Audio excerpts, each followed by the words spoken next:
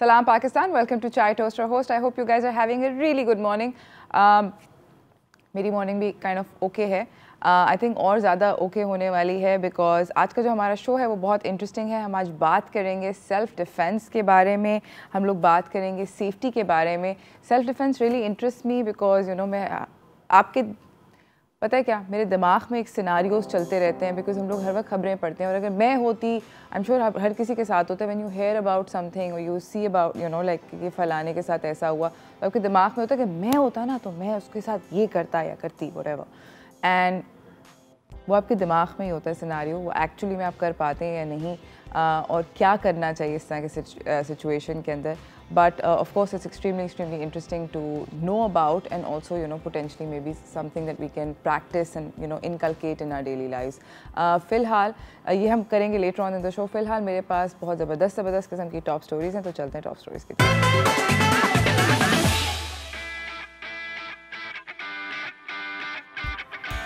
तो पहले सबसे ज़बरदस्त किस्म की खबर है, एंड आई नो आप लोग सोच रहे होंगे वाई एम आई सेइंग ज़बरदस्त. एक्चुअली वो ये है कि सिंध हुकूमत ने कोविड का जो बूस्टर शॉट है उसको मैंडेटरी डिक्लेयर कर दिया. इसका मतलब ये है कि हर किसी को अब जाकर, अगर आप फुली वैक्सीनेटेड हैं तो आपको फॉर श्योर डेफिनेटली ज़रूरी तौर पर एक बूस्टर शॉट लेना है. उसकी वजह जो एक नया, आई एम श्योर आप लोगों ने सुना होगा, it's all over the news, एक नया वेरिएंट जो है ओमेरिकॉन, उसकी इमर्जेंस है जो कि साउथ अफ्रीका में हुई थी, और उसकी वजह से 5 अफ्रीकन कंट्रीज़ जो हैं उनका एंट्री पाकिस्तान में बैन हो गई है. हांगकांग में भी ये था वायरस मिला है. What I am trying to say is कि आई थिंक एक बहुत अच्छा फ़ैसला है हमारी हुकूमत की तरफ से कि लोगों को बूस्टर शॉट दे दें ताकि वो ट्रिपली वैक्सीनेटेड प्रोटेक्टेड रहें. कोशिश ही की जा सकती है. और मेरी भी गुजारिश, पर्सनल गुजारिश यही है आप सब लोगों से, जिन लोगों ने अगर अभी तक अपने आप को वैक्सीनेट नहीं कराया तो वैक्सीनेट करवा लें, और अगर वैक्सीनेट करा चुके हैं तो जाके सीधी शराफत से बूस्टर शॉट लगवा लें. कराची में अगर रहते हैं तो जिना पे भी लग रहा है, डाओ पे भी लग रहा है, और भी दीगर वैक्सीनेशन सेंटर्स हैं जहाँ पर आप जाके ये बूस्टर शॉट लगवा सकते हैं. ये फाइज़र का शॉट है, प्रॉमिस किसी को कुछ नहीं होगा. छोटे 12 साल के बच्चों ने लगवा लिया है, आप लोगों को कुछ भी नहीं होगा.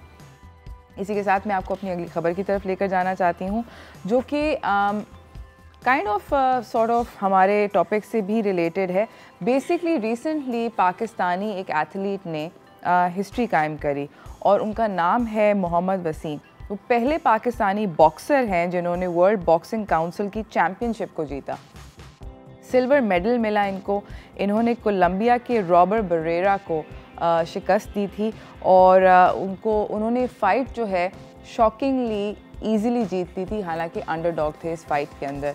मोहम्मद वसीम ने इतना सब कुछ किया, मगर पाकिस्तानी मीडिया के ऊपर इस पर्टिकुलर फीट की कोई ख़ास कवरेज नहीं हुई, जिससे दुख भी होता है और तकलीफ़ भी होती है कि ऐसा क्यों होता है कि हम अपने एथलीट्स को वो प्रॉपर देते नहीं हैं, पुश नहीं देते जो कि वो डिज़र्व करते हैं.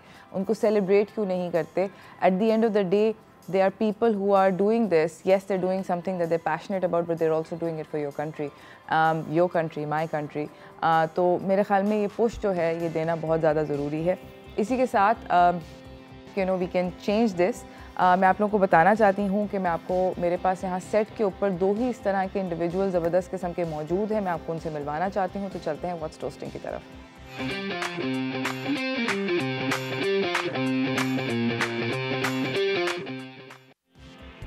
मेरे साथ 2 ऐसे मेहमान हैं जो कि एथलीट्स हैं हमारे मुल्क के, और उनको again like we were talking about earlier, उनको वही मैं आपसे मिलवाना चाहती हूँ ताकि आप लोग भी उनको जानें.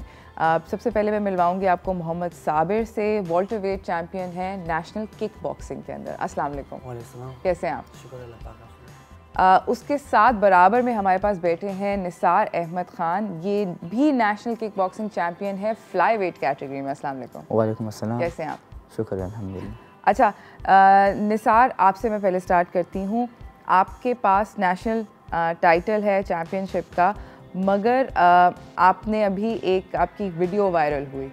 बेसिकली आप कराची में काम कर रहे थे, आप एक फूड स्टॉल पे रोल पराठा बनाते हैं, और आप वहाँ पर काम कर रहे थे. आपकी एक वीडियो जो थी वो इंटरनेट पे वायरल हो गई.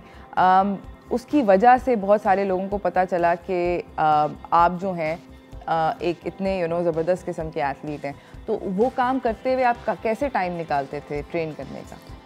सबसे पहले तो मैं आपका शुक्रगुज़ार हुआ जो आपने इस काबिल समझा और इस पोस्ट में मुझे ऐड किया। और तो जब मेरी वीडियो वायरल हुई थी Pakistan kick boxing president Samiullah Kakar साहब, जिन्होंने पाकिस्तान किक बॉक्सिंग के लिए बहुत सारे खिदमत सर अंजाम दिए, और 2020 के नेशनल चैम्पियनशिप जब हो रहा था तो उसमें अल्हम्दुलिल्लाह मैंने मेडल लिया और इंटरनेशनल फ़ाइट के लिए मुझे सेलेक्ट किया। ओह वाह। तो फाइनेंशियल हालात सही न होने की वजह से वो फ़ाइट मैं नहीं खेल सका। तो अज़रबैजान में वो इंटरनेशनल हो रहा था। फिर जब ये दूसरे इंटरनेशनल के लिए सेलेक्ट हुआ मॉस्को जो रशिया में हो रहा था, तो उसके लिए भी वही सेम फाइनेंशियल हालात का मसला आ रहा था। फिर जब वीडियो वायरल हुई और पाकिस्तानी आवाम ने काफ़ी सपोर्ट किया, और इन्हीं सपोर्ट की वजह से मैं गया मॉस्को, पाकिस्तान को रिप्रेजेंट किया और अल्हम्दुलिल्लाह पाकिस्तान के लिए ब्रोंज़ मेडल वहाँ से लाए। ज़बरदस्त। मुझे बताएं साबिर, आप वॉल्टर वेट के अंदर नेशनल किक बॉक्सिंग चैम्पियन हैं, आपको क्या निसार जैसी प्रॉब्लम्स करनी पड़ी?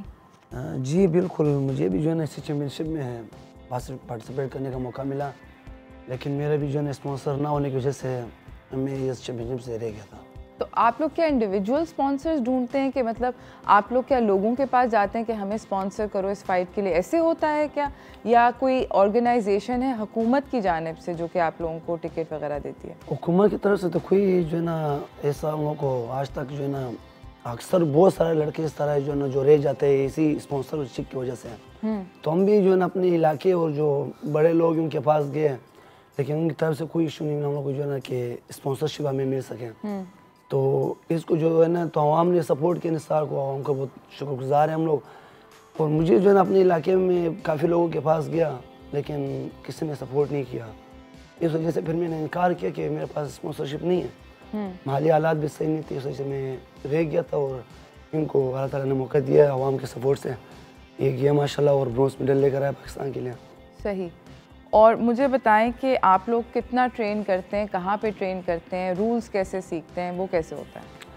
दरअसल हम लोग जो है ना 2.5-3 घंटे तक हम प्रैक्टिस करते हैं रोज़ाना। फिर निसार जैसा लड़का जो है ना ये 3 टाइम जो है ना ट्रेनिंग करते हैं, सुबह भी करते हैं, दोपहर को भी करते हैं और रात को भी करते हैं। ओके। और जो है ना बस यही ट्रेनिंग की वजह से जितना आप ट्रेनिंग करोगे उतने आप फाइट अच्छे खेल पाओगे। ओके। मुझे बताएं कि आप ट्रेनिंग के अंदर सिर्फ मतलब किक बॉक्सिंग प्रैक्टिस करते हैं या कोई वज़न भी उठाते हैं, क्या क्या एक्सरसाइज रिजीम क्या होती है? बॉक्सिंग किक बॉक्सिंग एक ऐसा गेम है जिसमें वेट गेन करना पड़ता है। तो हमारे जो क्लब है इकरार खान टाइगर अकेडमी, तो उस्ताद इकरार खान है, वो हमारे साथ काफ़ी मुखलिस उस्ताद अल्लाह ने हमें दिया है, जिसकी वजह से जिसकी बदौलत आज हम अल्हम्दुलिल्लाह इंटरनेशनल लेवल पे मेडल ला सकते हैं। हालांकि अगर आप हमारे क्लब के विज़िट करोगी तो फैसिलिटीज़ बिल्कुल नहीं है, कोई भी फैसिलिटीज़ हमारे पास नहीं है। अल्हम्दुलिल्लाह फैसिलिटीज़ न होने के बावजूद में इंटरनेशनल से ब्रॉन्ज़ मेडल लाना ये पाकिस्तान के लिए बहुत प्राउड की बात है। और हाँ, बहुत बड़ी जीत है। तो जब हम क्लब जाते पहले स्ट्रेचिंग करते और वार्म अप करते, उसके बाद शोडो बॉक्सिंग करते और फिर शोडो किक बॉक्सिंग करते, फिर बैग मारते, फिर उस्ताद के साथ टेक्निक जो सिखाते हैं वही फिर उसी के ऊपर ट्रेनिंग करते। तो इसी तरह बस ट्रेन होते और अल्हम्दुलिल्लाह नेशनल चैम्पियन बने और इंटरनेशनल लेवल पे भी पाकिस्तान को रिप्रेजेंट किया और ब्रॉन्ज मेडल लाए। अच्छा, मुझे ये बताएं कि आप लोग टेक्निकलिटीज़ जो होती हैं गेम की, उसके अंदर आपके पास कितनी प्री इन्फॉर्मेशन होती है जो जिन लोगों का आप सामना करने जा रहे होते हैं, आप लोगों को पता होता है? नहीं, इस सवाल का जवाब मैं लूँगी इस ब्रेक के बाद। कहीं ना जाइएगा, देखते रहिए चाय टोस्ट और होस्ट।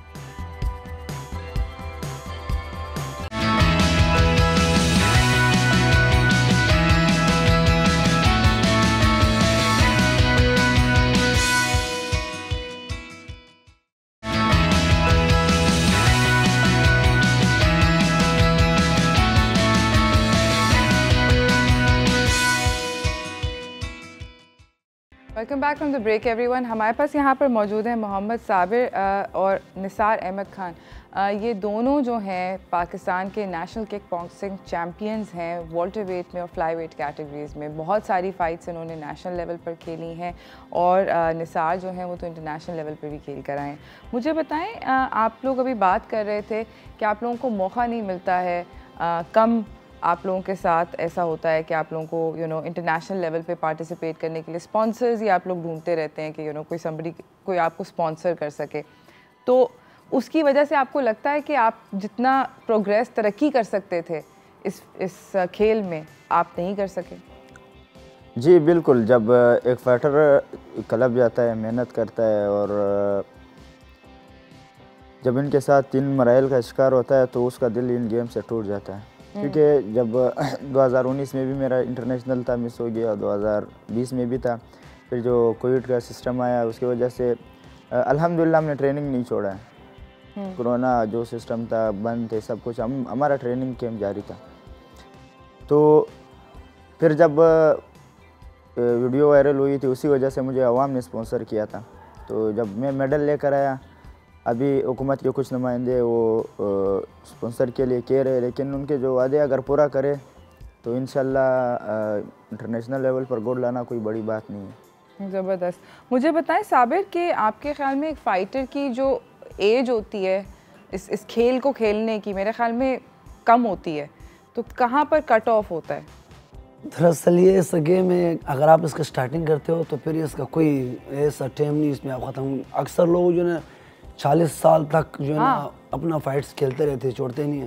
ये वाइड ऐसा गेम, अगर आपने एक बार इसको स्टार्ट किया तो फिर इसका जो है ना एंड नहीं है, बस ये खेलते रहते हैं बस। ठीक है, और ऐसा कोई एंड नहीं है, इस खेलना होता है। मुझे बताएं कि आपको निसार, आपकी जो थी वीडियो वो वायरल हुई क्योंकि आप एक कराची में एक फूड स्टॉल पे पराठे बना रहे थे और वो वीडियो वायरल होने के बाद आवाम ने बहुत चीखा कि हमारा एक नेशनल चैम्पियन यहाँ पे पराठे बना रहा है, उसको ये गेम खेलना चाहिए। आपको आवाम की तरफ से कितनी पॉजिटिविटी मिली और उसके बाद में कितने लोग हुकूमत की जानिब से, डिफरेंट स्पोर्ट्स डिपार्टमेंट्स की जानिब से आपके पास आए? जब मेरी वीडियो वायरल हुई तो मैंने अपना जो कैश अकाउंट था वो मैंने मेंशन किया था उसमें। हालांकि मैं ये अकाउंट वगैरह इस्तेमाल भी नहीं करता था, मैं पासपोर्ट सब कुछ भूल चुका था उसको, मुझे याद भी नहीं था। और आवाम को इतना सपोर्ट हुआ कि जिसका उतना रेंज था वो कंप्लीट हो गया था। तकरीबन 80,000 तक उसमें अमाउंट आ रहा था, तो वो अल्हम्दुलिल्लाह जमा हो गया।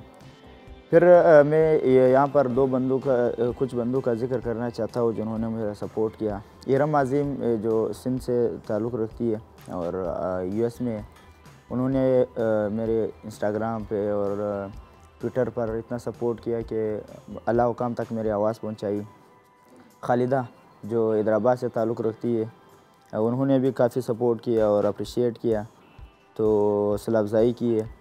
और फैसल अली भाई जो दुबई से मेडिकल इंजीनियर है, हैदराबाद से ताल्लुक़ है उसका, उन्होंने मेरा रिटर्न टिकट किया मॉस्को के लिए। वाओ। तो जिसकी वजह से ये नाकाबिल फाइट काबिल हुआ और अल्हम्दुलिल्लाह मैं वहाँ जाके पाकिस्तान को। तो ये सारे इंडिविजुअल्स हैं, प्राइवेट इंडिविजुअल्स हैं जिन्होंने आपकी वीडियो देखी और ने कहा मैं टिकट देता हूँ, किसी ने कहा मैं ये करता हूँ, मैं करती हूँ, और इस तरह आप गए मॉस्को? बिल्कुल, आवाम ने, किसी ने 2000, किसी ने 5000, किसी ने 200, इस तरह करके इस फाइट के लिए मुझे मौका दिया। और अल्हम्दुलिल्लाह मैंने जाके आवाम की दुआएं साथ थी, पाकिस्तान को रिप्रेजेंट किया और अल्हम्दुलिल्लाह पाकिस्तान के लिए मेडल लाया, जो कि बड़ी फ़ख्र की बात है। ज़बरदस्त। मुझे बताएं कि साबिर, आपके ख़्याल में आपकी एज अ पर्सनल, आप नेशनल लेवल पर ही खेलते रहे और आप इंटरनेशनल लेवल पर जिस तरह निसार गए हैं आप नहीं जा सके। आपके ख़्याल में आपकी गेम जो थी बेहतर हो सकती है जब आप इंटरनेशनल फाइटर से खेलें? जाहिर सी बात है, क्योंकि नेशनल लेवल पे जब हम लोगों ने खेला तो उसी लेवल से हम लोग ट्रेनिंग करते, उसी लेवल पे हम लोग खेलते। इंटरनेशनल के सवाल जगह है जहाँ पर जो है ना अगर आप खेलते हो तो आपको और ज़्यादा जो है ना दिमाग खुलता है कि बाहर के फाइटर्स कैसे हैं, क्योंकि पाकिस्तान के फाइटर्स अब तो हमें पता चल गया किस तरह उनके साथ खेलते हैं। जो बाहर ममालिक के फाइटर वो बहुत मुख्तलिफ होते हैं, उनके जो है ना ट्रेनिंग और उनका जो है ना हर चीज़ बेहतर होता है, हमसे काफ़ी बेहतर होते हैं, उन फैसिलिटीज़ उनके पास मौजूद होती है। हमारे पास वो फैसिलिटीज़ नहीं है, पर फिर भी हम लोग वही ट्रेनिंग करके हमें अपना पे भरोसा है कि इस ट्रेनिंग में भी जो है ना हम लोग जो है ना इंटरनेशनल खेल सकते हैं। ज़बरदस्त, थैंक यू सो मच आप दोनों का आने का बहुत बहुत शुक्रिया, और मेरे साथ ये और आवाम के साथ ये स्टोरी शेयर करने का बहुत बहुत शुक्रिया। अगर आप कोई मैसेज देना चाहें। हमारी यही मैसेज है कि जो गवर्नमेंट के नुमाइंदों ने जो वादे किए अगर वो पूरा करे तो इंशाल्लाह पाकिस्तान, या तो प्राइवेट कंपनियों से हमारी यही दरख्वास्त है कि हमें स्पॉन्सर करे। अगली फ़्लाइटें हमारी आ रही है, इजिप्ट में भी आ रही है और थाईलैंड में भी है, हांगकॉन्ग में भी है।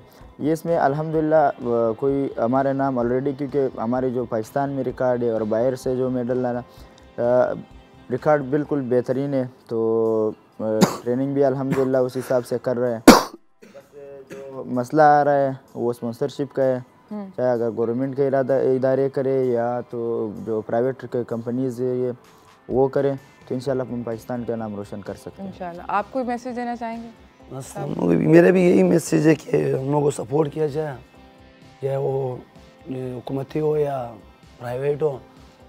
बस हम लोग यही कहना चाहते हैं कि हमको हमें सपोर्ट किया जाए, स्पॉन्सर मिल जाए। बहुत बहुत शुक्रिया आप दोनों का आने का, थैंक यू सो मच। और मेरी भी रिक्वेस्ट सब लोगों से यही है कि अगर आप ये क्लिप देखते हैं फेसबुक के ऊपर, या अगर आप अभी टीवी देख रहे हैं, तो डेफिनेटली लुक अप पीपल, शायद आप किसी को जानते हों who can potentially support all these athletes who are really really deserving.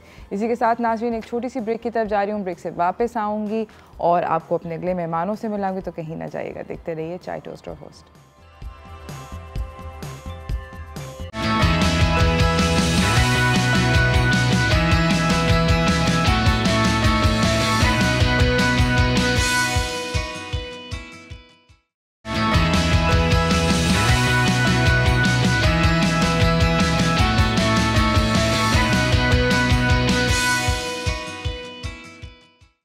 Welcome back from the break everyone. मेरे पास अगले मेहमान सेट पे मौजूद हैं। मैं जल्दी से आपको इंट्रोड्यूस कराना चाहती हूँ उनसे, क्योंकि आज हम बात करेंगे काफ़ी सारे एक स्पेसिफिक प्रॉब्लम एरिया की, जो कि बहुत सारे लोगों को तंग करता है। तो चलते हैं हेल्थ एंड फिटनेस की तरफ।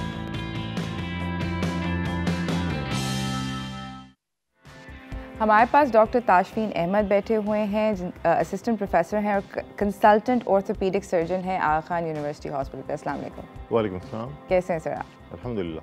सर हमारे पास बहुत सारे सोशल मीडिया पे सवालात आए थे। सबसे पहले मैं आपसे ये वाले सवाल कर लूँ पेशेंट्स के, या should we talk about what exactly it is that you do? जैसा मुनासिब समझे मैं अपने बारे में ब्रीफली बता सकता हूँ कि मैं ऑर्थोपेडिक सर्जन हूँ और पाँव के अमराज का मेरा ख़ास शौक़ है। वैसे सारी हड्डियों के इलाज हम लोग करते हैं, और अमूमी तौर पे पाकिस्तान में हड्डियों के मसाइल काफ़ी आम हैं, मुख्तलिफ़ किस्म के, बचपन से लेकर बूढ़ी उम्र तक। तो हमारे ऑर्थोपेडिक का शोबा उन सब का इलाज करता है। सही। सर मुझे बताएं कि हमें बहुत सारे प्रॉब्लम्स भेजे थे, बट मैं आपसे कुछ बेसिक सवाल पूछना चाहती हूँ कि जूतों का कितना बड़ा रोल होता है आपके पाँव की सपोर्ट में, लेट्स से, और आपके पाँव की मतलब बचपन से लेके बड़ा होने तक, बुढ़ापे तक, तो कितना ज़्यादा रोल प्ले करता है सही जूता? ये अच्छा अहम सवाल आपने किया है। बचपन में चूँकि पैर बढ़ रहे होते हैं, बड़े हो रहे होते हैं, तो और बच्चे काफ़ी एक्टिव होते हैं, तो इसलिए जूतों की वजह से उनको तकलीफ़ होने का चांस ज़रा कम होता है। लेकिन मिडिल एज में आके सही जूतों का इंतखाब करना बहुत अहम होता है।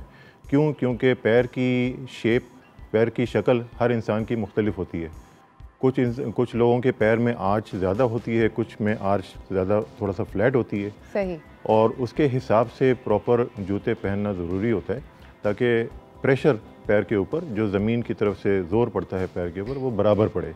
अगर गलत तरह से पड़ रहा होगा तो पैरों में तकलीफ़ की शिकायत हो सकती है। अच्छा, जो पैरों के अंदर सूजन हो जाती है, जो उसको मेरे ख़्याल में मतलब अक्सर हो जाती है, और मेरे ख़्याल में 30 साल की उम्र के बाद, 30-35 साल की उम्र के बाद ख़वातीन में भी और मर्द हजरात में भी, अगर आप एक्सटेंडेड पीरियड्स के लिए चल फिर रहे हैं या बैठे हुए हैं, तो बहुत ज़्यादा नुमायाँ होती है। कुछ लोगों में थोड़ी कम नुमायाँ होती है, मगर होती है।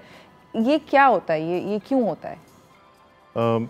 सूजन, पैरों में सूजन होना, और ख़ास के दोनों पैरों में सूजन होना, ये कई मुख्तलिफ़ बीमारियों की अलामत हो सकता है।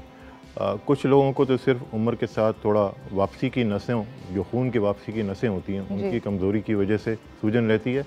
लेकिन उसके अलावा अगर ज़्यादा सूजन हो तो हार्ट का भी चेकअप कराना चाहिए, गुर्दे का चेकअप, जिगर का चेकअप। इस तरह से मुख्तलिफ़ जिस्म के अज़ा की ख़राबी में पैरों में सूजन हो सकती है। इसलिए बेहतर होता है कि किसी मुआलिज से मशवरा करके जो ज़रूरी टेस्ट हैं वो करवा लिए जाएँ। सही। और सर मुझे ये बताएं कि हम लोग अक्सर लोगों के एंकल ट्विस्ट होते हैं। इनफैक्ट हाल ही में मैं किसी को जानती हूँ जिनका एंकल ट्विस्ट हुआ। क्या जब आपका एंकल ट्विस्ट करे, आपका एंकल को मुझे पता नहीं उर्दू, टखना आपका ट्विस्ट करे, तो क्या आपको फ़ौरन जाना चाहिए एक्सरे कराने के लिए, या क्योंकि वो घर पे पट्टियाँ बांध लेते हैं और आयोडेक्स मल रहे हैं और दीगर दवाएं जो होती हैं बाम लगाते हैं, तो क्या उससे वो काफ़ी होता है? जी, पैरों का मुड़ जाना अक्सर मोच की वजह बनता है। सही। मोच जो अमूमी ज़बान में कहते हैं वो होता है लिगामेंट्स का डैमेज होना, यानी कि जो लिगामेंट्स होते हैं टखने के ऊपर की हड्डी और नीचे की हड्डियों को आपस में जोड़ते हैं। लिगामेंट रस्सियों की तरह होते हैं ये दोनों साइड पे, बाहर और अंदर की साइड पे, इनको लिगामेंट्स हम कहते हैं। तो लिगामेंट अगर खिंच जाए पैर के मुड़ने की वजह से तो उसको मोच कहते हैं, या एंकल स्प्रेन। तो एंकल स्प्रेन आमतौर पे वक्त के साथ खुद ही ठीक हो जाते हैं। थोड़ा बहुत सूजन वहाँ पे अक्सर हो जाती है टखने की बाहर की साइड पे, नील भी वहाँ पे पड़ सकता है। लेकिन अगर दर्द बहुत ज़्यादा नहीं है और इंसान चलने फिरने के काबिल है तो उस सूरत में आमतौर पे सिर्फ रेस्ट करने से, पैर को थोड़ा ऊंचा रखने से, बर्फ़ वगैरह लगाने से आमतौर पे ठीक हो जाता है। लेकिन अगर दर्द बहुत ज़्यादा हो और चलना फिरना बहुत मुश्किल हो रहा हो तब डॉक्टर को दिखा देना चाहिए कि कहीं फ्रैक्चर ना हो।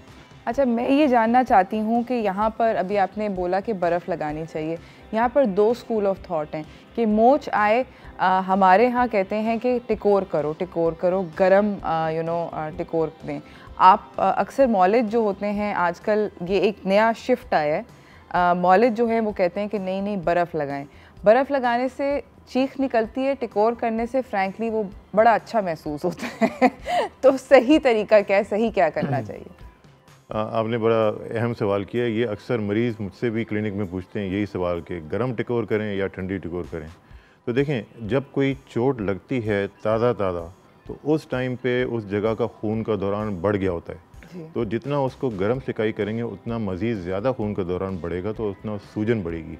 इसलिए चोट के फ़ौरन बाद 1-2 दिन के अंदर गर्म टिकोर करने से तकलीफ़ बढ़ने का इम्कान होता है। इसलिए शुरू में बर्फ़ लगाई जाती है। हमारी किताबें तो चोट के बाद फ़ौरन यही रेकमेंड करती हैं कि बर्फ़ लगाई जाए। जब थोड़ा दर्द पुराना हो जाता है, हफ्ते 10 दिन पुराना या 2-3 महीने कुछ लोगों की तकलीफ़ें चल रही होती हैं, उन सूरतों में गर्म सिकाई करना ज़्यादा बेहतर होता है। उससे आराम भी आता है और खून का दौरान बेहतर होकर उसके तकलीफ़ के ख़त्म होने का इम्कान होता है। सही। दैट्स एक्चुअली बहुत आपने एक एज ओल्ड दादियों और नानियों का जो टेक्निक है उसको क्लियर करा कि गर्म टिकोर कब करनी चाहिए और ठंडी टिकोर कब करनी चाहिए। हम लोग जा रहे हैं नाज़रीन एक छोटी सी ब्रेक की तरफ। ब्रेक से वापस आएंगे, इस गुफ्तगू को जारी रखेंगे, कहीं ना जाइएगा, देखते रहिए चाय टोस्टर होस्ट।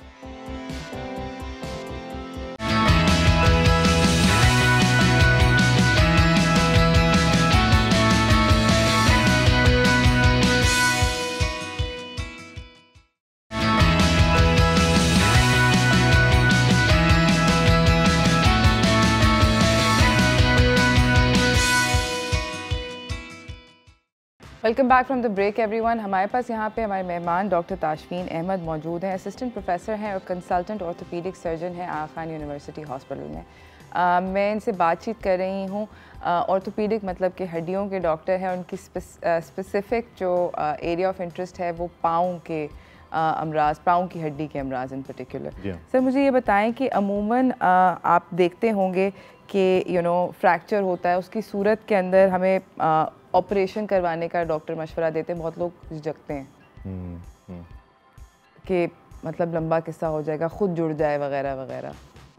उससे क्या क्या कॉम्प्लिकेशंस हो सकती हैं? देखो, ये हड्डियों को जोड़ने के लिए तो सदियों से हड्डी जोड़ने वाले, हड्डी बिठाने वाले लोग काम कर रहे हैं और अक्सर उनसे ठीक भी हो जाती हैं हड्डियाँ। कुछ हड्डियों के फ्रैक्चर ऐसे होते हैं जिनको बिल्कुल परफेक्ट सही पोजीशन के अंदर जोड़ना लाजमी होता है। सही। वो करने के लिए ऑपरेशन किया जाता है ताकि कोई भी टेढ़ापन हड्डी में ना रहे। हड्डी अगर जोड़ के करीब से अगर टूटी हो तो उसमें कोई गुंजाइश नहीं होती थोड़ा सा भी गलत जोड़ने की, वरना जोड़ काम नहीं करता या तकलीफ़ रहती है मुसलसल। इसलिए अक्सर ऑपरेशन का मशवरा डॉक्टर देते हैं। तो फ्रैक्चर की नौइयत को देख के एक्सरे करके प्रॉपरली डॉक्टर को दिखा के फिर फैसला करना चाहिए कि ऑपरेशन किया जाए या नहीं। सही। और बूढ़ी उम्र में हड्डी जब टूटती है, अक्सर ऐसा होता है कि हमारे जो घर में हमारे बुज़ुर्ग होते हैं उनकी हड्डियां टूटती हैं, उनके इलाज करने से हम लोग पर्सनली हर कोई बहुत डरता है। मतलब मेरी नानी है, अगर खुदा ना खास्ता उनकी हड्डी टूटे तो मतलब मैं ऑपरेशन करने से पहले 10 दफ़ा सोचेंगे। और स्पेशली पेल्विस का जो हड्डी होती है ये अक्सर बूढ़ों की टूटती है। तो ये कितना बड़ा ऑपरेशन है, कितना सीरियस है, क्या जानलेवा तो नहीं होता? देखें, ये आपने बड़े अहम मसले की तरफ आपने इशारा किया है। बूढ़ी उम्र में लोगों की हड्डियां कमज़ोर हो जाती हैं और ये पूरी दुनिया में सब लोगों के साथ होता है। पाकिस्तान में निस्बतन कम उम्र में हड्डियां कमज़ोर हो जाती हैं, जितनी कि बाहर के ममालिक में उससे कम है। यानी कि बाहर तो 70 साल के ऊपर हड्डियों में काफ़ी कमज़ोरी आ जाती है, पाकिस्तान में 50-55 की उम्र की ख़वातीन में भी बहुत हड्डियाँ कमज़ोर हो जाती हैं और उनके गिरने से फ्रैक्चर का चांस बहुत होता है। अब मसला ये है कि कूल्हे की हड्डी ऐसी है कि जिसको सही जोड़ने के लिए ऑपरेशन हम लोग आजकल जो समझते हैं लाजमी है। उसकी वजह ये होती है कि अगर हम कूल्हे का ऑपरेशन ना करें तो बिस्तर का पे रह जाता है, ना वो बैठ सकता है, ना वो खड़ा हो सकता है, ना वो चल सकता है और 1.5-2 महीने कम से कम लग जाते हैं हड्डी को जुड़ने में और वो भी अमूमन गलत जुड़ जाती है अगर ऑपरेशन ना करें। इस वजह से मरीज़ को जल्दी से जल्दी खड़े होकर चलने के लायक करने के लिए आजकल ऑपरेशन का मशवरा देते हैं। अलबत्ता बूढ़ी उम्र के लोगों को कई और मसाइल होते हैं, दिल का आर्जा हो सकता है, सांस की तकलीफ़ हो सकती है, डायबिटीज़ हो सकती है, बहुत होते हैं। तो इसलिए किसी ऐसे अस्पताल में कराना चाहिए जहाँ के सारे मेडिकल फैसिलिटीज़ भी अच्छी हों ताकि उनके बाकी मेडिकल मसाइल का इलाज करते हुए ऑपरेशन के लायक उनको बनाया जाए और उसके बाद फिर ऑपरेशन हो। अच्छा, मगर ये जानलेवा ऑपरेशन तो नहीं होता? क्योंकि अक्सर सुनने में एक्चुअली ये आता है कि हम ऑपरेशन ही नहीं करा रहे, टूटे हुए के साथ बेड रिडन है, बट हम कराएंगे नहीं क्योंकि ये ना हो कि जान का खतरा हो। जी, ये हड्डी का ऑपरेशन बताते खुद जानलेवा या जान को ख़तरे में डालने वाला नहीं होता, लेकिन मरीज़ के और जो मसाइल होते हैं वो उनकी वजह से कभी कभार प्रॉब्लम हो जाती है बाद में। मिसाल के तौर पे हार्ट अटैक हो जाना, कोई कोमॉर्बिडिटीज़ जो होती हैं वो अफेक्ट करती हैं। जी हाँ, बिल्कुल सही। सर, मेरे पास बहुत सारे सोशल मीडिया पे सवालात हैं। बाय द वे नाज़रीन, अगर कोई आपने भी पूछना है तो जल्दी से कॉल कर लें, मैं इस वक्त सोशल मीडिया वाले पहले टैकल कर लूँ। कोई ये बोल रहा है कि उनका आर्च्ड फुट है, यानी कि बहुत बड़ा आर्च है और वो ट्विस्ट हो जाता है और स्प्रेन हो जाता है, उसमें मोच आ जाती है, क्या करें? एंकल वो बैंड पहने, क्या करें? जी, ये जो आपने बताया कि आर्च ज़्यादा है यानी कि पैर की गोलाई ज़्यादा है, उस सूरत हाल में पैर अंदर की तरफ मुड़ा हुआ होता है, नॉर्मल खड़े होने में भी मुड़ा हुआ होता है। तो फिर थोड़ा सा भी पैर अगर लड़खड़ा जाए तो अंदर की तरफ मुड़ जाता है। तो आपने जो बात की वो बार बार मुड़ जाने की वजह यह है कि पैर की शेप नॉर्मल नहीं है, सीधा पड़ने के बजाय वो टेढ़ा पड़ा होता है नॉर्मल चाल के दौरान भी। ये अमूमन एक मौरूसी मसला होता है जो कि ख़ानदानों में चलता है, तो उसका इलाज हमारे यहाँ खान में होता है। तो हड्डियों की शेप को सही करने के लिए मुख्तलिफ ऑर्थोटिक शूज़ आते हैं जिससे कि पैर निस्बतन सीधा पड़ता है, और फिर कुछ एक्सरसाइजेस होती हैं जिनसे कि मसल्स को स्ट्रेंथन किया जा सकता है फिजियोथेरेपी के ज़रिए। और उसके अलावा स्टेप जो होता है वो ऑपरेशन का होता है जिसमें कि हड्डी की शेप को नॉर्मल करते हैं ताकि ये बार बार मसला ख़त्म हो। और अगर ये लिगामेंट जो कि बार बार मुड़ने की वजह से ज़्यादा डैमेज हो चुके हैं तो उन लिगामेंट्स को भी रिपेयर करने का ऑपरेशन होता है। सही। यहाँ पर मेरे पास एक खातून ने ये लिखा हुआ है कि मैं अपने बच्चे का, मुझे पाँव फ्लैट लग रहा है, तो इसको करेक्ट करना, क्या आपके करेक्ट अभी करना चाहिए या लेटर ऑन? अच्छा, छोटे बच्चों में यानी कि पैदाइश से लेकर 2-3 साल तक की उम्र के बच्चों में अक्सर पैर फ्लैट लगते हैं, ज़रूरी नहीं है कि हों, लेकिन चूँकि बच्चों में थोड़ा सा फैट होता है तो चबी से होते हैं पैर, तो इस वजह से फ्लैट मालूम होते हैं। जब 3-4 साल के बाद की उम्र में अगर फ्लैट नज़र आ रहा हो, और वो ख़ास के सिर्फ फ्लैट नहीं होता बल्कि बाहर की तरफ मुड़े हुए नज़र आना शुरू हो जाते हैं, उस सूरत हाल में इलाज कराना चाहिए, चेक कराना चाहिए क्या कोई हड्डियों की बनावट में कोई नुक्स है कि नहीं है। अगर है तो उसके लिए इलाज की ज़रूरत पड़ सकती है। वैसे फ्लैट फुट एक आम चीज़ है जो कि तकरीबन 10% लोगों में होता है, उसको आमतौर पर इलाज की ज़रूरत नहीं पड़ती। लेकिन कुछ लोगों की जो बहुत ज़्यादा फ्लैट अगर आर्च हो तो उनमें काफ़ी हाई चांस होता है कि बाद में उम्र के साथ उनको तकलीफ़ शुरू हो जाए। तो फिर कुछ उसका इलाज होता है। एक अमूमन चीज़ लोग मशवरा देते हैं आर्च वाले जूते पहनने के लिए कहते हैं जी। जो हमारी रिसर्च है वो ये कहती है कि बच्चों में आर्च वाले जूते पहनने से आर्च बन जाने का इम्कान इतना अच्छा नहीं होता, कोई इतने अच्छे रिज़ल्ट हैं नहीं उसके, इसलिए ये अमूमी मशवरा नहीं है। लेकिन अगर किसी को फ्लैट फुट की वजह से दर्द हो रहा हो तो दर्द में कमी की जा सकती है, यानी कि सिम्टम्स का इलाज हो सकता है, लेकिन आर्च फ्लैट ही रहती है उसके बावजूद। आर्च को सही करने के लिए आमतौर पर ऑपरेशन की ज़रूरत ही पड़ती है। ठीक है, thank you so much sir, आपका आने का बहुत बहुत शुक्रिया। अगर आप जाते जाते कोई मैसेज देना चाहें पब्लिक को। अपनी हड्डियों को सही रखने के लिए मेरा मशवरा ये है कि हमें फ़िज़िकल एक्टिविटीज़ यानी कि वर्जिश, वॉकिंग, जॉगिंग और स्पोर्ट्स की एक्टिविटी अपनी उम्र के हिसाब से करते रहना चाहिए। इन चीज़ों से जितना आप अपनी हड्डियों को इस्तेमाल करेंगे, अपनी जोड़ों को इस्तेमाल करेंगे, उतना ज़्यादा आपकी हड्डियाँ मजबूत रहेंगी। उसके अलावा दूध और दही का इस्तेमाल, पनीर का इस्तेमाल और फिर विटामिन डी एक्सपोजर यानी कि बाहर भी रहना, धूप भी जिस्म पे लगना, इन चीज़ों से हड्डियाँ मजबूत रहती हैं। बहुत बहुत शुक्रिया सर। नाज़रीन, मैं आप लोगों को ये बताती चलूँ कि आगा खान यूनिवर्सिटी हॉस्पिटल पे हड्डियों का मुकम्मल इलाज है। उसकी रिहेबिलिटेशन से लेके ऑपरेशन से लेके इस तरह के बहुत सारे मॉलेज मौजूद हैं। तो अगर आपको कोई इस तरह का मसला है तो आप ज़रूर वहाँ जाइएगा। इसी के साथ मैं एक छोटी सी ब्रेक की तरफ जा रही हूँ, ब्रेक से वापस आऊँगी और आपको अपने अगले मेहमानों से मिलाऊँगी, तो कहीं ना जाइएगा, देखते रहिए चाय टोस्ट और होस्ट।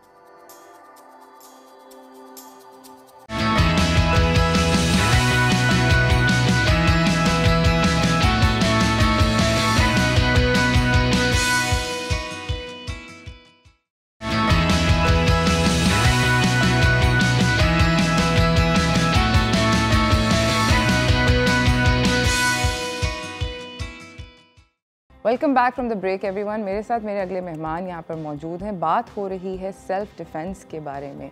मैं आपको उनसे मिलवाना चाहती हूँ। हमारे पास यहाँ पे शाहजेब खान हैं। अस्सलाम वालेकुम। कैसे हैं आप? I'm good. आप फिटनेस ट्रेनर हैं? जी, I'm certified fitness trainer from Malaysia. ज़बरदस्त। और मुझे ये बताएं कि हम लोग सेल्फ़ डिफेंस के बारे में इन पर्टिकुलर बात करना चाह रहे हैं। सेल्फ़ डिफेंस की कौन कौन सी किस्में होती हैं? अच्छा, सेल्फ डिफेंस अपने आप में एक बहुत वास्ट जो है वो चीज़ें होती हैं। उसमें मेन जो कंसर्न होता है वो हाउ टू डिफेंड योरसेल्फ। ठीक है।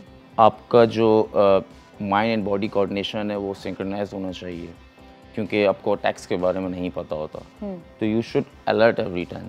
अलर्ट होना है, कभी भी कोई ऐसी सिचुएशन हो जाए आप में, तो वो आपको सिखाई जाती हैं, क्लासेस होती हैं उसकी कुछ, कि किस तरीके से डिफेंड करना है अपने आप को। सही। भीड़ जब होती है, जब बहुत ज़्यादा रश होता है, उस तरह की सिचुएशन में अगर आपको अपने आप को डिफेंड करना चाहिए तो क्या पहले चीख मार के मदद मांगें या पहले ही अपने आप को फिज़िकली डिफेंड करें? सबसे पहले तो जैसे मैंने अपने फर्स्ट पॉइंट में कहा कि अलर्टनेस, अलर्ट जब होंगे तो उसमें आपको अपने वेपन्स पता होने चाहिए। भीड़ में हैं, अकेले हैं या कैब में हैं, करीम जैसे है, इस तरीके की चीज़ें हैं, उसमें है, कुछ भी सिचुएशन हो सकती है। तो सबसे पहले अपने आप को अलर्ट करके आपके पास, आपको पता होना चाहिए वेपन्स कौन से हैं आपके पास। पेपर स्प्रे है, पेन भी यूज़ कर सकते हैं। There are lot of things which you can use to defend yourself. चीख मारना भी बहुत ज़बरदस्त है। जैसे आप किसी सिचुएशन में हैं and you are getting harass और you can't run away from there, तो बेटर ये है कि एकदम से अलर्ट होकर चीख मार दें आप। ठीक है। पेपर स्प्रे, अभी आपने बोला पेन, कुछ लोग बोलते हैं चाबियाँ, कुछ किसी भी चीज़ को आप वेपनाइज कर सकते हैं। क्या ये अक्लमंदी होती है या पहले बात करके उस सिचुएशन से वर्बली आप उसको डी एस्केलेट करके निकलें? डिपेंड करता है सिचुएशन क्या है। अब जैसे सिचुएशन, अब आप नॉर्मली जैसे साथ बैठे हैं किसी के and you don't know the person, ठीक है, तो उसमें एक सिचुएशन टोटली डिफरेंट हो रही है। When you don't know the person, वहाँ पे आपकी सिचुएशन क्या है, क्या बात चल रही है, और ऐसी कौन सी सिचुएशन में जहाँ पे बात करके वो मैटर सॉल्व हो सकता है। अगर नहीं हो सकता तो definitely you have to use some equipments. ठीक है। आपको कभी बाय द वे इस तरह का कुछ करना पड़ा, अपने आप को डिफेंड करना पड़ा रियल लाइफ में? बहुत सारे ऐसे सिनेरियोज हुए। When I was young I couldn't defend my self, so victim था, बट जब विक्टिम बना तो फिर पता चला विक्टर कैसे बनना है। बट एक स्टोरी है छोटी सी। I was in Malaysia that time. मैं वहाँ पे अपनी सर्टिफिकेशन कर रहा था। That was about 2014 and 15। I was in monorail, एक MRT होती है उसमें जो ट्रैवल कर रहा था। रात में 10 बजे का आई गेस टाइम था। तो आई वॉज ऑल अलोन, मेरे साथ एक फ़ीमेल थी। और ये स्टोरी बताने का रीज़न ये है कि फ्रॉम देयर मैंने डिसाइड किया है कि मैं सेल्फ़ डिफेंस की ट्रेनिंग करूँगा। तो एक वहाँ पे ड्रंक टाइप के जो पर्सनालिटी थी, तो we are only 3 that time. तो बहुत अंधेरा भी था बाहर, और जो है वो सिचुएशन कुछ ऐसी थी कि I was all new in these type of things. तो that woman was getting harassed by that person, he was looking at her, उनको देख रहे थे। देन सडनली वो उनके पास जाके बैठे, तो शी वॉज एक्सपेक्टिंग कि I will do something, but मेरी वो फील्ड नहीं है, मुझे खुद नहीं पता क्या सिचुएशन है ये। तो व्हाट आई डिड, मैंने जो है अपने बैग में से पेन निकाला एंड आई गेव हर कि यूज़ दैट। तो मुझे वहाँ से क्लिक हुआ कि you can use your own equipments to defend yourself. सही।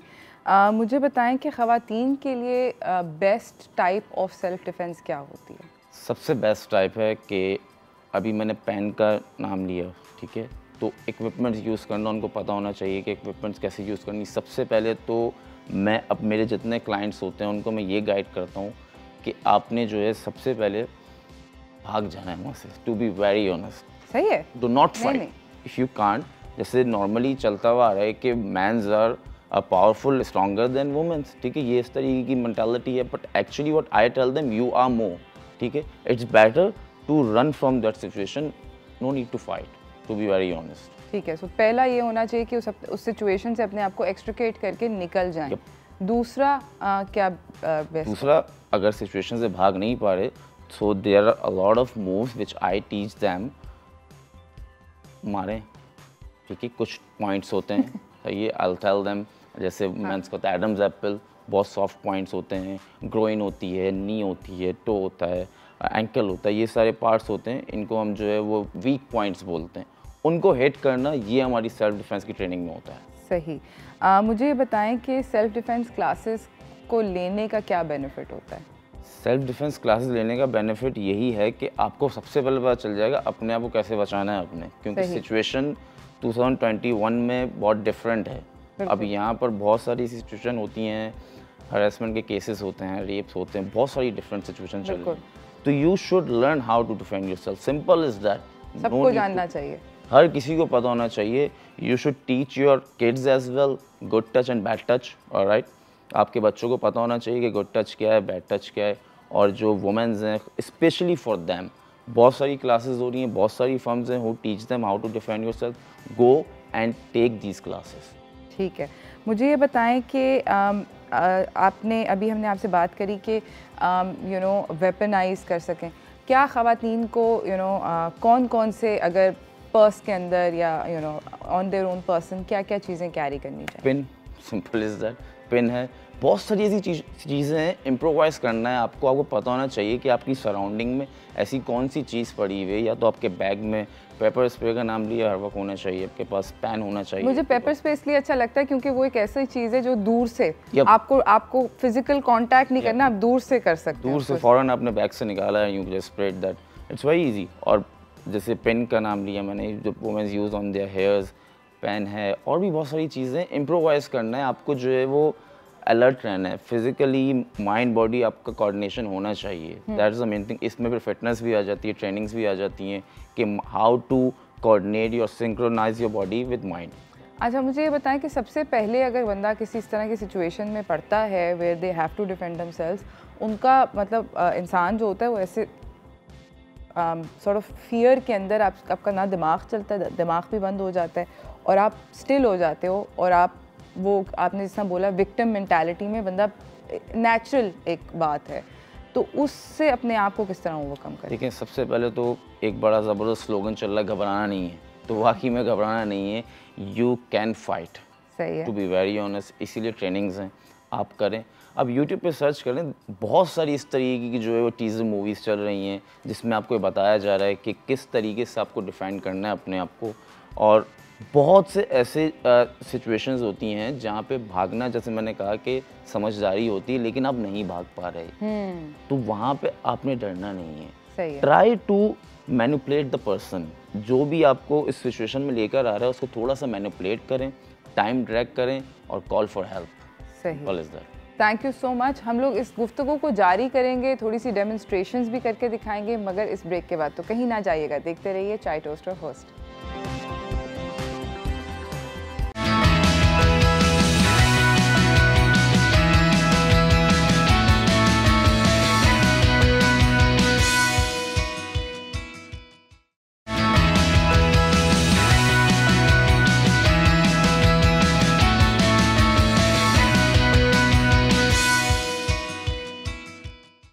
Welcome back from the break everyone. हमारे साथ हमारे यहाँ पे एक मेहमान खड़े हुए थे और एक और ने हमें ज्वाइन कर लिया है। हमारे साथ अब शाहजेब खान थे और अब हमारे पास हारिस खान आ गए हैं, sports and fitness performance trainer हैं। अस्सलाम वालेकुम। कैसे हैं आप? हम सब लोग खड़े इसलिए हैं लोगों क्योंकि हम लोग बेसिकली डेमोन्स्ट्रेशन दिखाना चाहते हैं कि क्या करना चाहिए किस तरह के सिचुएशन में। आप लोगों में से आप लोग डेमोन्स्ट्रेट करके दिखाएंगे, आप लोगों में से अटैकर कौन सा है और डिफेंड कौन कर रहा है? I'll be the attacker. आप अटैक करें और आप डिफेंड करें, करने की कोशिश करो। ठीक है। Okay.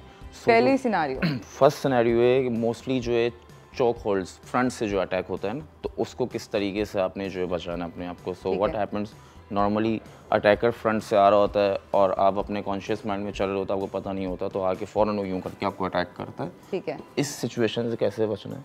ठीक है, नॉर्मली वॉक करते हुए आ रहे हारिस ऑलरेडी ऐसे पोजीशन में आ जाएंगे।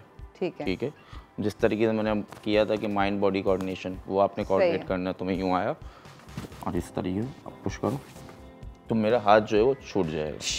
तो बेसिकली अवेयर होना होता है और अपने आप को रेडी रखना पड़ता है कि अपना हाथ आपको एक एंगल में पोजीशन में लेकर आना पड़ता है ताकि आप उसकी ब्रेकेज कर सकें और मोमेंटम के साथ तोड़ना होता है। लाइक और फोर्स का भी इस्तेमाल होता है और मोमेंटम बेसिकली एक बरकरार रखना पड़ता है क्योंकि बॉडी की मूवमेंट फोर्स से ज़्यादा जो है वो मोमेंटम है आपका। अच्छा, फोर्स से ज़्यादा स्पीड और कोऑर्डिनेशन आपकी की पूरा एजिलिटी। तो ये जैसे दोबारा डेमोन्स्ट्रेट कर लिया। ठीक है, तो अगर हम इसको थोड़ा सा और फास्ट मूवमेंट करेंगे, अगर हम चलते हुए आ रहे हैं और अगर इसको बहुत फास्ट करना चाहें तो लेके अब हम लोग बेसिकली इसको, अब वो भी फुल फोर्स से आ रहे हैं क्योंकि वो एक अटैकर है। ठीक है, वो मुझे बहुत प्यार से आके कुछ वो नहीं करेंगे, he will be very forceful. ठीक है, तो अगर आप वापस एक और दफ़ा देखना चाहें तो आप देखेंगे कि अब वो अगर कर रहे हैं तो मैं भी इस वक्त झटका खाया और मुझे भी टाइम लगा है 1 सेकंड 2 सेकंड रिस्पॉन्ड करने में बॉडी को। तो इतना टाइम एक ट्रेन बंदे को भी या जो कर रहा होता है उसको भी लगता है इंटेंशन देखने में, समझने में, क्योंकि मैं भी शॉक कहाँ पे अटैक है। और जैसे ना अभी मैं भी शॉक हो गया क्योंकि अभी भी इवन रेडी हूँ but still I am shock. एक झटका लगना और बॉडी को फोर्स मोमेंटम में पीछे चले आना, तो उसके ऊपर बेसिकली इस तरीके से हम लोग एक और देखना चाहें तो हम वापस एक और दफ़ा इसका डेमो कर सकते हैं। नहीं, अब आप अगले वाले में मेरे ख्याल में जाएं। We understood. इसके अंदर मुझे सिर्फ एक और बात जाननी है और वो ये है कि क्या यहाँ पर एल्बो के इनसाइड पे आपका हाथ लगना चाहिए या यहाँ लगना चाहिए या फोर आर्म में लगना? आपका जहाँ भी हाथ लगेगा एल्बो आपकी मूव होती है। ठीक है, जब आपका आउटर जा रहा होगा तो ये ऑटोमेटिकली यूँ पीछे मैं दूसरे इंसान की तरफ की बात, दूसरे इंसान की तरफ ही बात, उसके यहाँ पर अटैक करना चाहिए या यहाँ पे? ये आप पार्ट देखें, ये पार्ट है ना, ठीक है, तो ये अटैक यहाँ पर हो रहा है। ओके, बाइसेप का जो एरिया है ना उस जगह अटैक हो रहा है, तो ऑटोमेटिकली ये बैंड हो जाएगा। समझ, जब बैंड होगा तो मेरी ग्रिप लूज हो जाएगी। ठीक है, ठीक है। अगला हम लोग चलते हैं सिनेरियो पे। नेक्स्ट ज़्यादातर जो होता है बैक से जो है आपको आके जो है वो अटैक किया जाता है। इस सिचुएशन से कैसे बचना है? मोस्टली जो फीमेल्स हैं दे वेयर हील्स। ठीक है, जैसे वेपन की बात की तो ये हील भी एक वेपन है, तो उसको कैसे यूज़ करना है बताता हूँ। ठीक है, हम लोग खड़े हैं, ये पीछे से आके ऐसे पकड़ लिया, ठीक है, ये पोजीशन है। तो ये जो हील है टो, एंकल, नी, इन तीनों जगह पे यूज़ होगा। तो जिस तरीके से इन तीनों जगह पे यूज़ होगा, ये वीक पॉइंट्स हैं। तो I am gonna lose my grip. I'll show again. ठीक है, तो इन्होंने पाँव मारा आपके एंकल पे, आपके टो पे या आपके पाँव के, मतलब आपको कहीं पर भी पाँव पे अटैक। बेसिकली द सेंसिटिव ज़्यादा सेंसिटिव एरियाज हैं, जैसे सेंसर ज़्यादा तो टांग पे मारना इतना अच्छा आइडिया नहीं है, ज़्यादा बेहतर है कि पाँव पे मारे। तो उस पे शिन्स पे बेसिकली शिन पेन। तो ये जो जितना पूरा एरिया चल रहा है, यहाँ से लोअर एरिया चल रहा है ना, ये बहुत वीक होता है।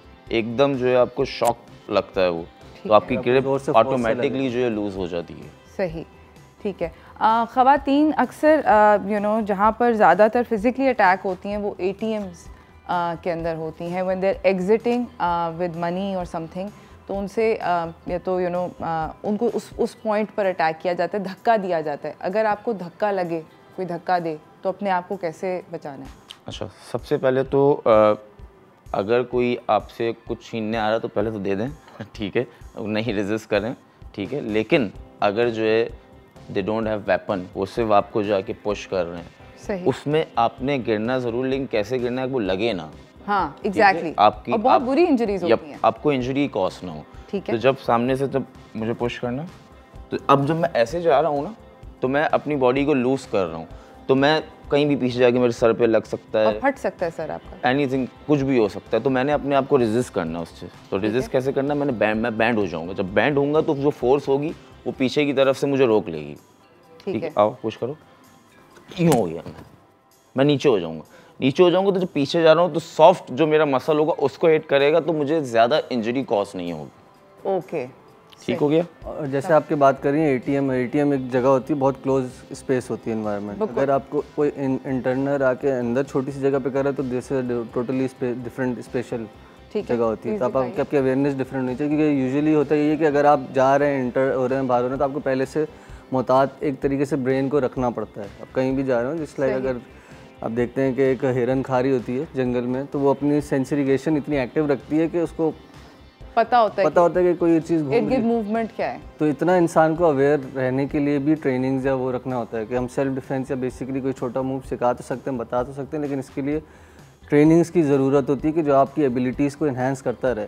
बिकॉज आप देखते हैं कि ये मार्शल आर्ट्स से हम लोग भी करें तो रेगुलर ट्रेनिंग है, तो हम लोग इतने कंडीशन हो गए हमारे हाथ या बॉडी के, हम लोग इतने अटैक को फिर भी रेजिस्ट कर पा रहे हैं। सही। तो यूजुअली होता यही है कि हम लोग बेसिक मूव्स या कुछ सीख लेते हैं, समझ लेते हैं, लेकिन उसके ऊपर ट्रेनिंग या उसके ऊपर कंडीशन नहीं कर पाते, तो ऐसी सिचुएशन में फिर भी हम फंस जाते हैं, क्योंकि हम लोग वो रेगुलर अपनी ज़िंदगी का हिस्सा नहीं बना रहे। सही। तो ये चीज़ें ज़िंदगी का हिस्सा बनाना भी ज़रूरी है, ताकि फिर आपकी अवेयरनेस बढ़ती है। अब जैसे ये रूम है, इसका एक साइज़ है, तो अगर मुझे अटैकर अटैक भी कर रहे हैं तो मैं और जगह भी सिचुएशन भी देख रहा हूँ कि I can use something as a weapon as well. Right. So ये अवेयरनेस की सबसे ज़्यादा ज़रूरत होती है। अब जैसे ये बता रहे हैं कि धक्का दे रहे हैं, तो मैं भी एक स्पेस को अपने आप को देख के ही आगे पीछे होऊंगा। अब अगर आप एटीएम में छोटी स्पेस है तो उधर ज़्यादा आपको क्लस्टर्ड है, जोर तो ज़्यादा लगने का खतरा है, और छोटी स्पेस में बहुत क्विक रिफ्लेक्सेस होना बहुत ज़रूरी है। सही। अपने आप को बचाने के लिए, जो बेसिक सी बात है। और कोई आपके गन पॉइंट पे तो obviously practice makes you perfect. Practice करनी जरूरी। थैंक यू सो मच आप दोनों का आने का, शाहजेब एंड हारिस। जाते जाते अगर आप कोई मैसेज देना चाहेंगे व्यूअर्स को, आप दोनों दें। आप दे दो, मैं आप स्टार्ट करें। अब सबसे जो है मेरी यही रिक्वेस्ट है कि जैसे अभी हारिस ने जो है पॉइंट आउट किया प्रैक्टिस करना, तो practice makes you perfect. Practice ज़रूर करें, और फिर यही चीज़ कहूँगा, घबराना नहीं है। अटैकर जो है, हैरेसर जो है वो वीक है, आप स्ट्रॉन्ग हो। एंड मेरी तरफ से भी बेसिक रिक्वेस्ट है, क्योंकि मैं कोशिश करता हूँ कि डेवलपमेंट हो इंसान की, तो हम लोग बेसिकली ये सब चीज़ें रेगुलर ज़िंदगी का हिस्सा बनाएं। अपनी प्रैक्टिस करें, अपने हाथों को, जिस्म को कंडीशन करें, टांगों को। और बहुत सारी मटेरियल अब तो ऑनलाइन होने की वजह से अवेलेबल है कि हम लोग रेगुलरली तौर पे प्रैक्टिस कर सकते हैं, और ज़िंदगी के अंदर एक 10-15 मिनट दे के रोज़ अपने आप को बेहतर या कंडीशन करके इस चीज़ को बेहतर कर सकते हैं, अपनी एबिलिटीज़ को इन्हांस कर सकते हैं थोड़ा थोड़ा, और आपकी ज़िंदगी में और भी जगह पे काम आएगा ये। थैंक यू सो मच, बहुत बहुत शुक्रिया हारिस आपका, बहुत बहुत शुक्रिया शाहजेब आपका। इसी के साथ नाजरीन एक छोटी सी ब्रेक की तरफ जा रही हूँ। ब्रेक से वापस आऊँगी, आपको अपने अगले मेहमान से मिलाऊंगी, तो कहीं ना जाइएगा, देखते रहिए चाय टोस्टर होस्ट।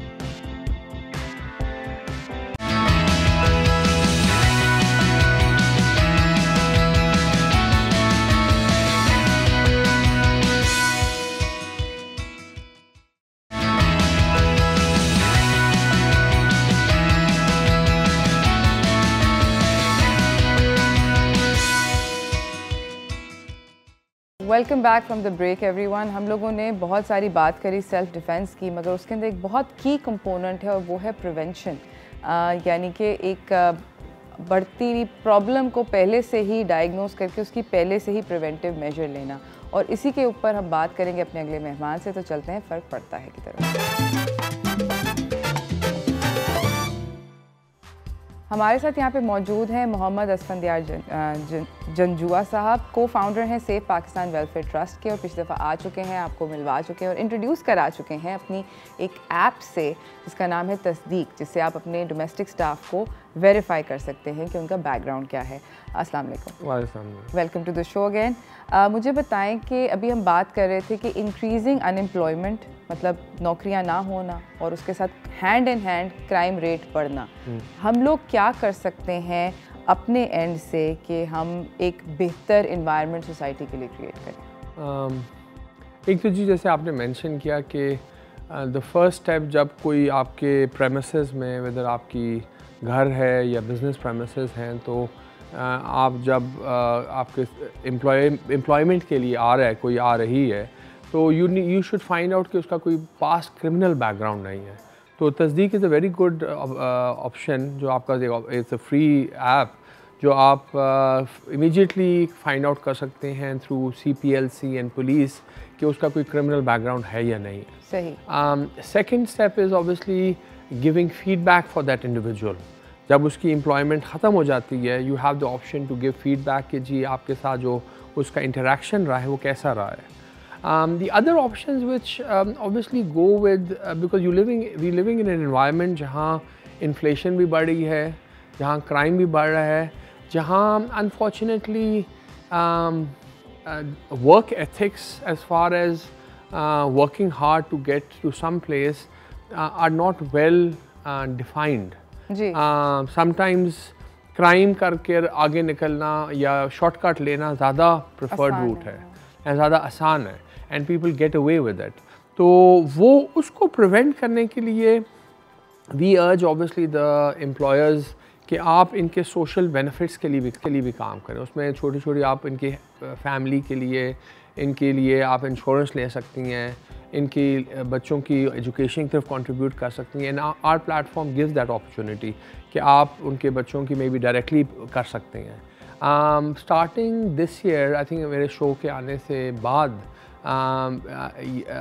तस्दीक app open for the business consumers also कि बिजनेसमैन और business also people can upload the information and with in minutes पता चल जाता है कि ऑल ओवर पाकिस्तान कहीं उनका क्रिमिनल डेटा तो नहीं है। सही। तो that is a very good starting point. ठीक, ज़बरदस्त। मुझे सर ये बताएं कि अब मैं आपसे बात करना चाहती हूँ पर्सनल सेफ्टी के बारे में। बहुत सारे मोबाइल स्नैचिंग जो है उसका एक रैश हुआ है, बहुत ज़्यादा उसका इंसिडेंस भर गया है क्या, और बहुत सारे लोग रिपोर्ट नहीं करते जी, इस वजह से कि हमें लगता है कि अगर हम रिपोर्ट करेंगे तो फ़ायदा नहीं है, मोबाइल तो मिलना नहीं है। कभी ऐसा होता है कि रिटर्न होता है?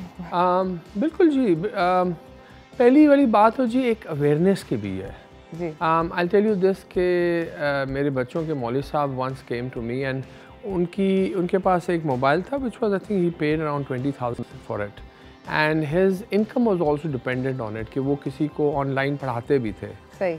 ही वाज नॉट अवेयर कि आप वो रिपोर्ट भी कर सकते हैं। ठीक है। तो रिपोर्ट आप PTA से उनकी ब्लॉक कर सकते हैं, आप पुलिस को ऑब्वियसली रिपोर्ट करा सकते हैं कि जी आपका ये चोरी हुआ है।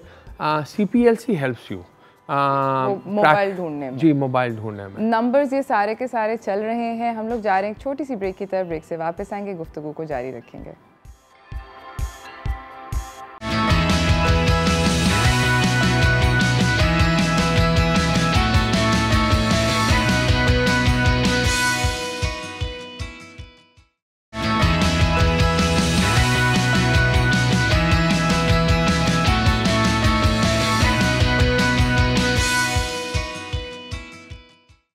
Welcome back from the break everyone. हमारे साथ यहाँ पे हमारे मेहमान मोहम्मद असफंदियार जंजुआ बैठे हुए हैं। ये को-फाउंडर हैं सेफ पाकिस्तान वेलफेयर ट्रस्ट के। सर, मेरा अगला सवाल आपसे ये है कि कौन से टाइम्स होते हैं दिन के जिसमें हमें बहुत अलर्ट होना चाहिए और कहाँ कहाँ मगिंग होती है, मगिंग के हवाले से? जी जी आई थिंक अलर्ट तो आपको हर टाइम पे होना पड़ेगा। I live close to Zamzama Park. Ji. We are next to this कच्ची आबादी है नीलम कॉलोनी। बिल्कुल। My car was मतलब parked outside और सुबह 5 बजे उसकी बैटरी को लेकर चला गया। तो फजर का टाइम होता है, you would think these people would be sleeping, but that's not the case. So to answer your question, areas which have easy exit, उधर intersections उधर ज़्यादा मगिंग होती है। क्लोज टू कच्ची आबादीज़ उधर ज़्यादा होती है, जहाँ पे भागना जल्दी इजी एग्जिट उनकी हो जाए। समझ गई। तो one should be careful in those kind of areas और इंटरसेक्शंस। मुझे ये बताएं सर कि यू नो गाड़ियों के बारे में भी आपने जिक्र किया था, गाड़ियाँ कौन सी ज़्यादा यू नो स्टील होती हैं, लिफ्ट होती हैं, और क्या करना चाहिए हमें? जी, the two different questions. I think जी जो ज़्यादा कॉमन गाड़ी है, करोला हो गई, सुजुकी के मॉडल्स हो गए, विच आर जिनके स्पेयर पार्ट्स भी ज़्यादा नीडेड होते हैं, they have a tendency to be more higher victim than the other ones which are little bit more on the जो ज़रा ज़्यादा कम अवेलेबल हो इन द मार्केट। ठीक है। So they tend to get more targeted. बाकी आपकी जो दूसरी बात कि जी क्या करना चाहिए, एक तो बात हमने ऑलरेडी मेंशन कर दी, you need to be careful in areas which have either close to कच्ची आबादीज़ और इंटरसेक्शन वगैरह पे। बाकी आई थिंक ऑन ग्राउंड आपके if you are a target of mugging और समथिंग, आई थिंक ज़्यादा कुछ नहीं करना चाहिए। आपको you should not try to run away because these people tend to be very trigger happy and I think बाकी जो मटेरियल चीज़ें तो आ जाती हैं, जान नहीं वापस आती। बिल्कुल। तो one shouldn't play hero at that point, दे दें, दे देना चाहिए। एंड देन मतलब अल्लाह से दुआ करें and rely on the law enforcement agencies to try to immediately report and try to मतलब ट्राई कि जी समटाइम जो आपकी गाड़ी इंश्योर्ड होती है या लॉ इन्फोर्समेंट के थ्रू उसको रिट्रीव करने की कोशिश करें। बहुत बहुत शुक्रिया सर आने का। जाते जाते कोई मैसेज देना चाहेंगे आप? मैसेज यही है कि just prevention is better than cure, because of the social circumstances, inflation and all that, crime is on the rise and it will be that way for some time to come. तो all of us need to be careful on that. बहुत बहुत शुक्रिया आपका आने का sir. इसी के साथ नाज़रीन स्क्रीन पे सारे नंबर्स चल रहे हैं। मोहम्मद असफंदियार साहब ने जिन जिन नंबर्स का और जिन जिन लॉ इन्फोर्समेंट एजेंसीज़ का जिक्र किया, आप डेफिनेटली अगर आपके साथ कोई क्राइम होता है तो मेरे ये ख्याल है हम सबको रिपोर्ट करना चाहिए। रिकवरी हो या ना हो सेकेंडरी है, reporting the crime is very very important also. वो आपकी एक सोशल रिस्पॉन्सिबिलिटी है कि कहाँ पर हुआ, क्या हुआ, कैसे हुआ, ताकि बाकी के लोग वो दोबारा उनके साथ इंसिडेंट रिपीट ना हो और बाकी के लोग जो हैं वो ज़्यादा अवेयर हो जाएं। इसी के साथ आज का शो देखने का बहुत बहुत शुक्रिया। कल हम लोग मास्टर क्लास करेंगे रिपोर्टिंग के ऊपर, जो आउटडोर फील्ड रिपोर्टिंग होती है वो कैसी होती है, वो जानेंगे कल की मास्टर क्लास में। तब तक के लिए मुझे और मेरी टीम को इजाज़त दीजिए। अल्लाह हाफ़िज़।